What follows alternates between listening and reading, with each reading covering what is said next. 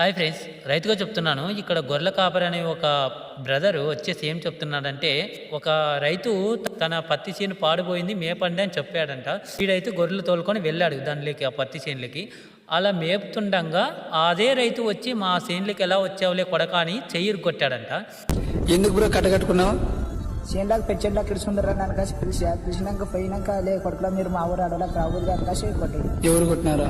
Compartment అంటే ఇక్కడ వీడు తేలికంగా చెప్తున్నాడు. ఏం చెప్తున్నాడు?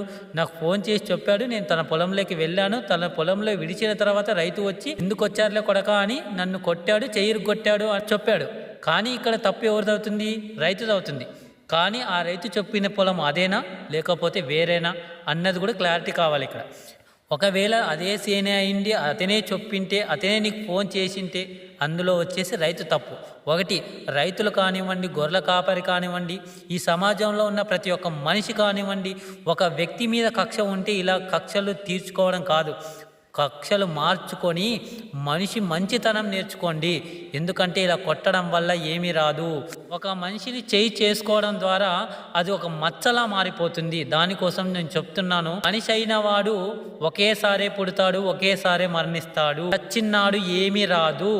ఎవ్వరిని కూడా కక్షలు కుతంత్రాలు మానుకొని మంచిగా ప్రశాంతంగా బతకండి, ఓకేనా?